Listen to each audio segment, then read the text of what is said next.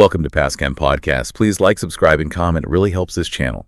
Today, we are opening one of the oldest and darkest chapters in American history. It's an account marked by grand ambition, catastrophic isolation, and the chilling silence that followed the disappearance of over 100 men, women, and children.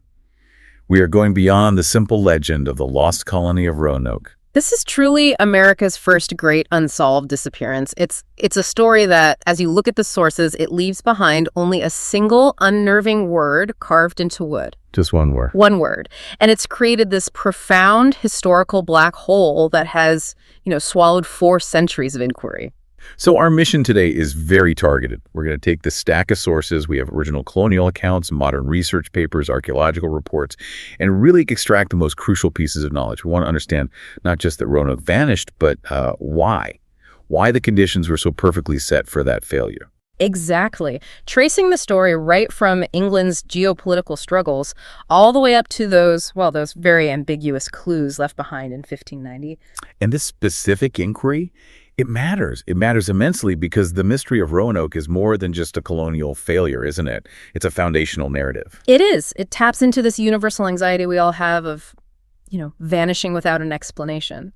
And it defines the earliest, most brutal lessons learned by Europeans trying to establish some kind of permanence on a continent that was already managed by powerful, sophisticated native nations. Okay, let's unpack this history. Mm-hmm. And we have to begin not on the shores of North America, but in the volatile courts of 16th century Europe. Mm-hmm. To really grasp how Roanoke could possibly just disappear, we have to start with the immense geopolitical tension of the 1580s. This wasn't some hopeful experiment. No, not at all. It was a desperate maneuver by England. That's the crucial context. England, led by a fiercely competitive Queen Elizabeth I, was locked in this bitter, almost existential rivalry with the Spanish Empire. And Spain, at this point, was the undisputed global superpower. Absolutely. And its dominance was literally financed by the New World. When we talk about finance, we mean immense physical wealth. The sources we have detailed it. By the 1580s, the Spanish treasure fleets were routinely delivering tons of gold, silver, and other goods back to Seville. A continuous flow. A continuous flow of mineral wealth that fueled Spain's military, its massive fleet, and its political influence across all of Europe. Which put England in an almost impossible position. England desperately needed a foothold in North America. For what reason, though? What was the core driver? Several reasons. For legitimacy on the world stage, for one. To secure independent trade routes that didn't rely on hostile powers, and very specifically to establish a base from which to harass Spanish shipping. Privateering. What they delicately called privateering. But the challenge was just monumental. England lacked the established bureaucracy, the vast network of existing support colonies, and just the sheer wealth that Spain had built up over the last century. Right. England was essentially running on ambition and necessity. They were trying to build a colonial infrastructure on a foundation of sand. And that fragility, that was really the first guarantee of Roanoke's future trouble. It was. And this brings us to the central figure driving this whole unstable venture, Sir Walter Raleigh. A famous name. Oh, very. He was the epitome of the Elizabethan, courtier charismatic, ambitious, politically connected. His vision wasn't just about profit. It was about planting a permanent, sovereign English settlement in the New World. So Raleigh secures a royal charter in 1584. And this grants him the right to establish this colony. But this charter wasn't free, was it? It came with huge stipulations. Immense. Raleigh bore the full financial risk, and critically, the success of the colony was mandatory to maintain the charter. So if he failed? If he failed to plant a permanent, viable presence, the charter and his massive investment with it would be forfeited. He had to succeed. And he understood that necessity, but it seems he severely underestimated the logistical difficulties. His attempts were less about careful long-term planning and more about projecting power quickly. Exactly. He was trying to leapfrog this complex generation-long process that Spain had already perfected. So this brings us to Raleigh's first effort in 1585. This is the one that precedes the true vanishing. But it's so important because it set the stage for deep mistrust and demonstrated exactly what not to do. It was almost designed to fail. The expedition was led by Sir Richard Grenville, and a man named Ralph Lane was appointed governor of the settlement itself. And the composition of the party is crucial here, right? Who did they bring? While the sources emphasize this again and again, it was mostly soldiers, military engineers, craftsmen, and adventurers. They were men of action, suited for building forts and for skirmishes, But not for farming. but entirely unsuitable for the slow, difficult work of establishing a thriving agricultural community. Their instructions were basically military in nature. Explore, build strong defenses, establish nominal relations, and secure local food supplies. And they chose Roanoke Island, which, on paper, made sense. It sits strategically protected by the Outer Banks waterways, it seemed abundant in natural resources, and importantly, it was already home to the Secotine and Croatan peoples. But the problem started almost immediately. Right away. The initial phase was defined by sharp difficulties. The English arrived totally unprepared for the specific agricultural demands of the environment. Their supplies dwindled with alarming speed. Made worse by storms, bad storage. And they became dependent almost immediately on the native communities for guidance and for food. And this dependence, it soured very, very quickly. Here's where the sources point to this catastrophic turning point that seems to have established permanent native hostility. The Silver Cup. The silver cup, an almost trivial object. The English suspected a local native village had stolen a silver cup. And that suspicion, fueled by fear, paranoia, and just terrible judgment, it sparked a brutal English reprisal. They attacked the village, demanding restitution for this cup. An unbelievable overreaction. It was a cultural and diplomatic disaster. It shattered the fragile initial trust and escalated misunderstandings into outright antagonism. They had now alienated the very people whose survival knowledge was essential for them to make it through that first winter. And Captain Ralph Lane, the governor, he only poured gasoline on the fire. He did. He was, by all accounts, an authoritarian military figure. His leadership style was about giving orders, not negotiating for cooperation. And this approach just completely alienated the Secotine and other crucial native groups that they needed for food. So Lane's systemic failure led to starvation and increased isolation. The sources show the English were constantly on edge, besieged not just by hunger, but by the anticipation of native retaliation. Facing certain disaster, they abandoned the attempt in 1586. They hitched a ride back to England when Sir Francis Drake conveniently arrived after a privateering voyage. So the lesson Raleigh took from this, it was profound. He realized colonial survival wasn't a military problem. It was a community problem. Exactly. The next attempt had to be a permanent, sustainable town, not just a military outpost designed to provoke Spain. Which brings us to the true Lost Colony of 1587. Raleigh completely overhauled his recruitment process. He wasn't looking for soldiers anymore. He was looking for permanents. He sought out entire families, farmers, women, children, artisans, people who were dedicated to planting deep roots. And the man chosen to lead this new vision was John White. And what's so compelling about White's appointment is his background. He wasn't a soldier. No, he was an artist and an explorer. He'd been on the earlier expeditions, so he knew the area. He was thoughtful, deeply invested in the geography of the place, and crucially, he was bringing his own family. That's a huge commitment. It's everything. White led a group of over 100 settlers, including his daughter, Eleanor Dare, and her husband, Ananias. This demographic shift, it signaled a genuine commitment to creating a self-sustaining English town. They were carrying the hope of the entire English colonial project on their shoulders. And initially, upon their arrival, there was this momentary, powerful surge of hope. And this hope was really personified by one man, Manteo, the Croatan chief. Manteo was absolutely critical, wasn't he? He was. He had previously traveled to England, so he understood the complex motivations of both worlds. He acted as this crucial liaison, helping to smooth relations with the neighboring tribes. Which was no small feat, given Lane's destructive legacy. Not at all. He was a trusted ally, and the colonists relied heavily on his good faith and his influence. And then came the ultimate symbol of the colony's potential. The birth of Virginia Dare. Right, shortly after their arrival. The first English child born the New World. This wasn't just a birth, it was a political statement. It was a profound symbol of the English commitment to stay and propagate a future on American soil. Yet history tends to repeat itself when the underlying structural problems are still there. And they were. They were. Despite the shift in who the settlers were, the familiar obstacles reappeared almost immediately. They arrived too late in the season to plant enough crops. Supplies were critically low. And they couldn't salvage enough materials or resources from the abandoned Lane colony. So they were facing the same harsh reality as the first group, only this time they had women and children to feed. The situation became dire very quickly. And this forced John White to confront an impossible choice. risk losing the entire colony to starvation, or leave them, temporarily, to secure necessary supplies from England. And this was the tragic decision. This is what set the entire vanishing in motion. Despite his profound reluctance, and despite leaving his entire family behind his daughter, his new granddaughter White decided he had to return to England. For essential supplies, livestock, tools, more people, and most importantly, food. He promised the settlers he would be back within months. He left the colony in the late summer of 1587, believing his absence would be just a brief logistical inconvenience. He had no way of knowing that the political currents across the Atlantic were about to swell into a perfect storm. A storm that would trap him and condemn his colony. This is where the story pivots from a colonial logistic failure to a geopolitical tragedy of immense scale. As White frantically petitioned for ships upon his return to England, the crown and the nation were consumed by the rapidly escalating threat of the Spanish Armada in 1588. The Spanish Armada was the geopolitical event that decisively sealed Roanoke's fate. England went into full national defense mode.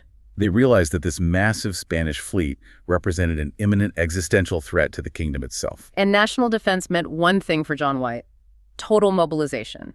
Every available vessel, regardless of its original purpose, was immediately commandeered by the crown for the war effort. So colonial supply missions, a distant, speculative investment. They weren't just postponed, they were outright forbidden. White was trapped. He tried repeatedly to secure a vessel, offering high prices, leveraging Raleigh's political connections. But even Raleigh himself, whose massive financial investment and royal charter depended entirely on the colony's survival, was utterly powerless against the wartime priorities of the Queen. So the 3-year delay that followed was just catastrophic. Imagine the psychological toll on the settlers, waiting through not just one, but 3 successive growing seasons, watching the horizon for a ship that never appeared. During this period, food undoubtedly ran out. The hope that Virginia Dare represented must have slowly curdled into despair. The sources show White was finally able to secure passage in 1590, a full 3 years after promising to return in a few months. That gap, 1587 to 1590, that is the black box where the colony's fate was decided. During that time, the community either starved, integrated, or was otherwise swallowed by the realities of the New World. And the irony is, even when he did secure a ship, the mission remained secondary. Right. The vessel White took was crewed by opportunists who viewed the trip not as a rescue effort, but as a chance for privateering raiding vulnerable Spanish ships in the Caribbean. Which meant endless detours and delays. It just compounded White's agony and pushed the mission further past the point of feasibility. That journey must have been fraught with dread, not anticipation. White knew, with every day they spent hunting Spanish gold, that the chances of finding his family alive were dwindling to nothing. So when they finally reached the Outer Banks in August 1590, the eerie silence was immediate. White's own account speaks of it.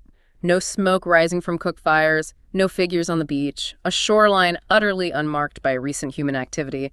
The sources convey this feeling of palpable absence, like the island itself was holding a terrible secret.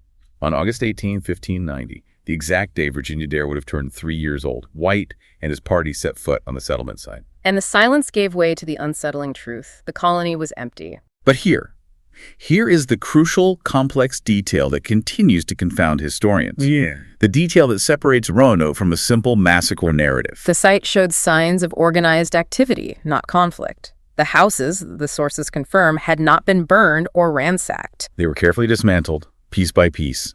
The palisade that surrounded the encampment had been systematically removed. This detail strongly suggested a deliberate, planned relocation. There were no signs of a struggle, no blood, no scattered possessions, no hastily dug graves. It was as if the community had reached a consensus and packed up their most essential items before moving as a single unit. And then, the clue. The clue that provided hope, yet immense uncertainty. Carved into a stout primary post near the entrance of the dismantled settlement was the single word, CROATOAN, in clear capital letters. And on a nearby tree trunk, the letters CRO. CRO. White immediately remembered his own instructions. He had explicitly told the settlers that if they were forced to relocate, they must carve the name of their new destination. And the name CROATOAN immediately pointed south to CROATOAN Island, the home of Chief Menteo, their known and trusted ally. But the absence of a crucial detail was perhaps as important as the word itself. The cross. The cross. White had instructed them that if they left under duress, fear, or attack, they had to carve a Maltese cross beneath the directional message. and there was no cross. No cross. This suggested, at least to White, that their departure had been peaceful, or at a minimum, organized. They were not driven out by force, but had migrated by choice or urgent necessity. Still, the carving told them nothing about the circumstances of the move, or the 3 years of suffering that must have preceded it, or whether the move had even been successful. The sheer passage of time meant all other physical tracks had vanished. White's party searched frantically for any hidden note or sign. And they found only one object of importance, a large chest belonging to White himself that the colonists had buried for safekeeping. But even this yielded no answers. No. When they unearthed it, storms and moisture had ruined the contents. Maps had rotted into pulp, books were shredded, notes and ink dissolved. It was a physical manifestation of the knowledge that was lost in that 3-year delay. So, with the word CROATOAN offering this lifeline, White urgently pleaded with the ship's captain to sail immediately south toward CROATOAN Island, which today we know is Hatteras. But here, fate intervened one final, brutal time. This is the heartbreaking twist in all the sources. A sudden, violent Atlantic storm descended upon them. And the Outer Banks are notorious for their deadly shifting shoals. The sandbars in shallow water extend far out into the ocean, making navigation treacherous even in calm weather. In a storm. It's a death trap. Yes.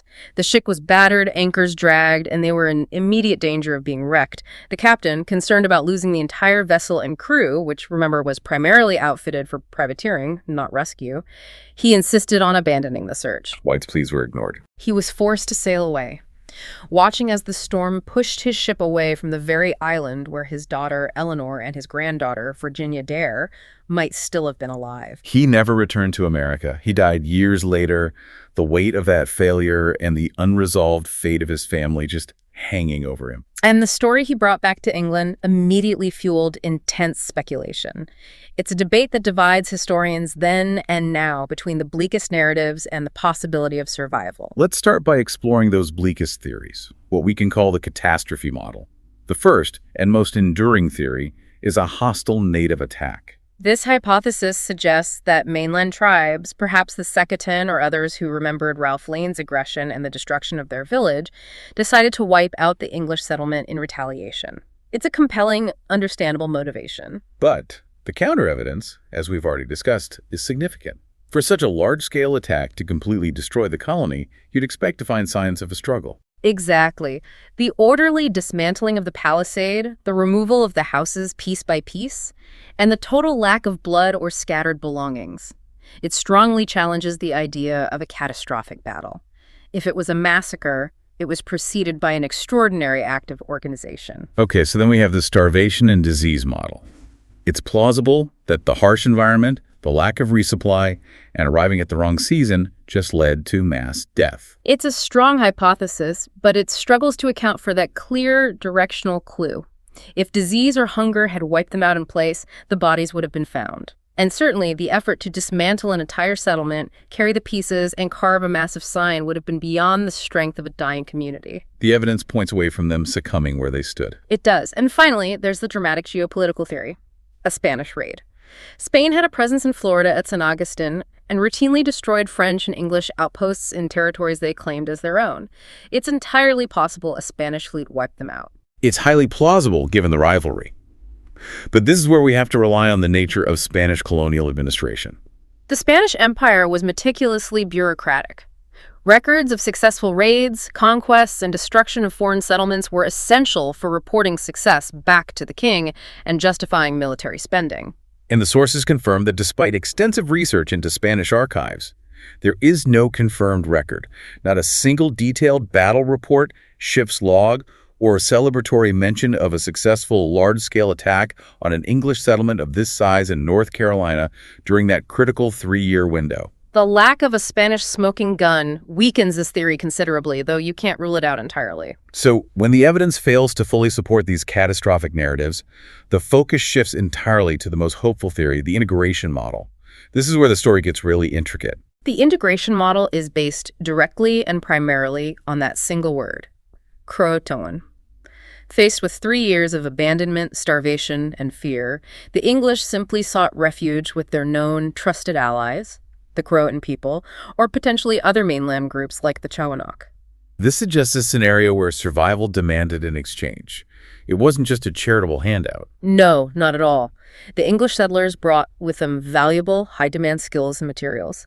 They had metalworking capability, carpentry knowledge, access to European fabrics and tools. And the native communities offered immediate, essential reciprocity. Survival knowledge, security, shelter, and critically, food. The English identity, faced with annihilation, likely dissolved into the pre-existing sophisticated cultural landscape of the native nations. And this theory is profoundly supported by later anecdotal evidence, isn't it? From explorers traveling through the region in the early 17th century after Jamestown was established. Absolutely. The sources include reports from men like John Lederer and later John Lawson in the early 1700s, who recorded local indigenous oral traditions. These traditions sometimes spoke of white ancestors or strangers who came from the sea and were absorbed into their population generations earlier. And more physiologically, these same explorers reported encountering native groups, particularly in the vicinity of the Albemarle Sound, who displayed unusual physical features. Yes, individuals with notably lighter hair or striking gray and blue eyes, which are clear biological markers of European ancestry. So if the Roanoke settlers assimilated, their English identity simply ceased to exist as a separate entity. The colonial mission failed, but the human element survived by blending. They became silent ancestors in a new, blended world. It suggests the story transforms rather than ends.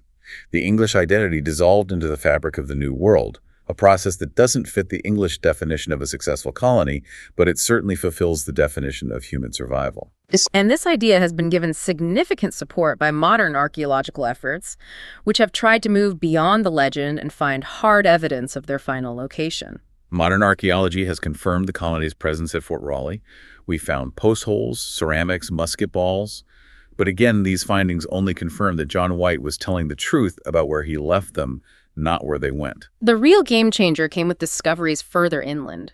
Referred to by some researchers as Site X, these findings involve fragments of late 16th century English pottery and metal artifacts scattered deep inland along the Albemarle Sound, far from Roanoke Island itself. For instance, the discovery of a copper aglet, that's a small metal sheath used to cap the ends of laces. That was highly significant. Incredibly significant. Copper was immensely valuable to native communities, far more so than it was to the English. So the existence of these specific pre-Jamestown era English artifacts in mainland native villages strongly suggests either extensive trade networks or, more provocatively, that actual residents of the lost colony integrated into these communities. These items represent material culture that was absorbed into the native cultural landscape.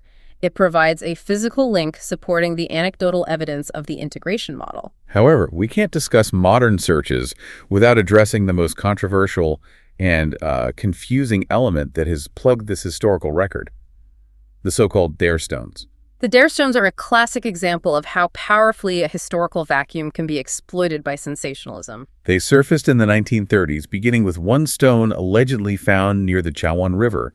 It purportedly bore a message from Eleanor Dare John White's daughter, detailing suffering, deaths, and the migration inland. And while that first stone had a certain degree of plausibility, the floodgates just opened. A massive collection of subsequent stones appeared, supposedly written by Eleanor Dare, complete with increasingly dramatic accounts and inconsistent spellings. The consensus among serious scholars today is that the collection was overwhelmingly a hoax, or at least a massive series of forgeries that completely overshadowed any potential truth in the first finding. They were just too numerous, their language was too convenient for the romantic narrative, and their discovery pattern was too theatrical to be genuine historical records. Which is a tragedy for historical scholarship. Instead of clarifying the story, the Dare Stones added the sensational controversy. It demonstrates the seductive power of the riddle and how willing the public was to accept a convenient, dramatic ending over the messy reality of assimilation. The story became America's first enduring ghost story.